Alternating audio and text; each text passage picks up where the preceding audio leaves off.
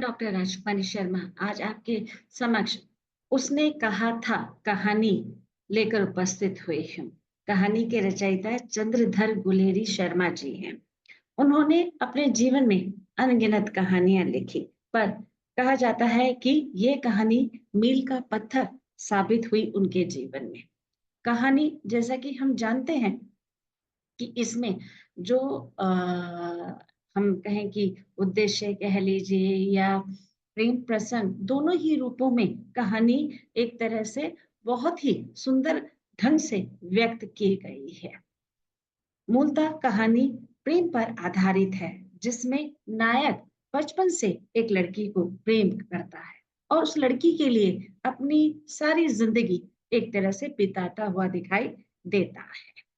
कहानी में हम देखते हैं कि किस तरह से बचपन के अनेक संवादों को कहानी के अनुसार एक तरह से व्यक्त किया गया है। कहानी अमृतसर की है, जहां लड़का जो नायक है वह अपने मामा के घर रहने आया होता है और वह किसी काम से परचून की दुकान पर जाता है। वहां पर वह मामा के कहे अनुसार दही लाने के लिए बाजार जाता है। तभी 8 वर्षीय लड़की के रूबरू वह आता है और उसे घोड़े से बचाने पर वह उसे एक तरह से जीवन दान देते हुए दिखाई देता है और उसी समय वह उसके प्रति एक तरह से प्रभावित, आकर्षित भी होते हुए दिखाई देता है। लगातार ये मुलाकातें बढ़ने लगी। लड़की लहना सिंह का शुक्रिया अदा करती है। तभी लहना सिंह उससे पूछता है कि क्या तेरी कुड़माई हो गई, यानी कि तेरी सगाई हो गई। लड़की बिना कोई उत्तर दिए वहां से चली जाती है। ऐसा कई बार हुआ। कई बार टकराव में वह लड़का लहना सिंह उससे यही पूछते हुए दिखाई देता है। कुछ समय बाद ऐसा होता है कि लड़का फौज में भर्ती हो जाता है और फौज में भर्ती हो जाने के कारण वह उस लड़की से फिर दोबारा नहीं मिल पाता। एक दिन दूसरे विश्व युद्ध में अंग्रेजों की तरफ से भारतीय सैनिक के रूप में फ्रांस की धरती पर जर्मनी के खिलाफ लड़ाई, युद्ध एक तरह से आरंभ हो जाती है, जिसमें वह पूरी शिरकत से अपना एक तरह से बेस्ट देने का प्रयास करता हुआ दिखाई देता है। वह उन सब बातों को एक तरह से जहन में उसके चलती हुई दिखाई देती है।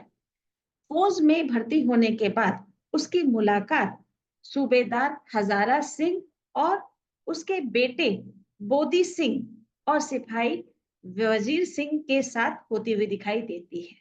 युद्ध की जब घोषणा होती है, यानी कि एकदम ही युद्ध की घोषणा हो जाती है, आपातकालीन स्थिति हो जाती है, जिसके कारण सभी फौजियों को कॉल करके पत्र देकर बुलाया जाता है।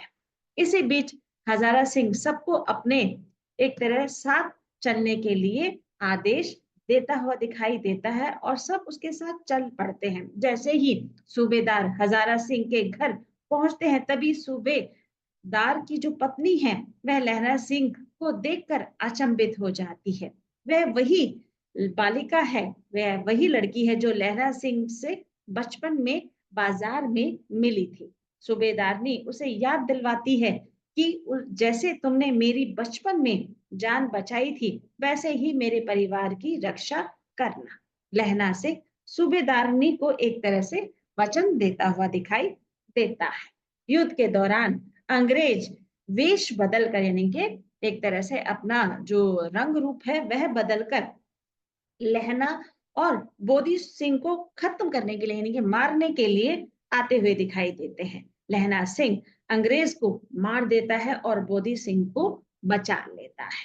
तभी लहना सिंह को एक तरह से जो अंग्रेज छिपा हुआ था वह उसके पैर में गोली मार देता है और वह वजीर सिंह के साथ उसी समय अपने प्राण त्याग देता है और वह मरने से पहले वजीर सिंह से कहता हुआ दिखाई देता है कि सूबेदारनी को कहना कि मैंने अपने वचन की एक तरह से पूरी तरह से मर्यादा रखी।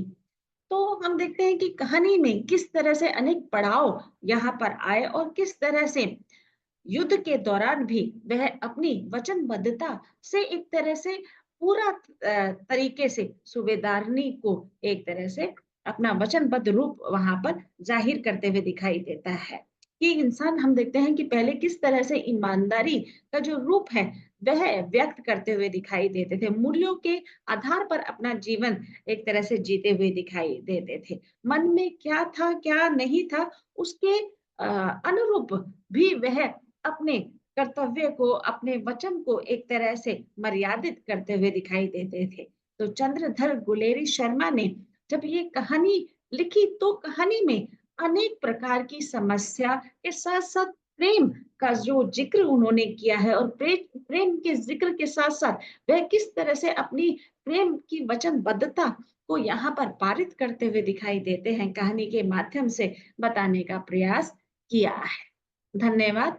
अगर इसके संदर्भ में आपके कोई प्रश्न हैं, तो आप कमेंट बॉक्स में जाकर वहाँ पर पूछ सकते हैं, मैं उनका पूरा उत्तर देने का प्रयास करूँगी। और अगर कहानी आपको या कहानी के जो मूल बिंदु हैं, जो मैंने यहाँ पर स्लाइड के माध्यम से बताने की कोशिश की है, वह आप कहीं भी आपको लगता है कि आपको कहानी या इन मूल बिंदुओं में किसी तरह की कोई परेशानी आ रही है, तो आप मुझसे कमेंट बॉक्स में जाकर पूछ सकते हैं।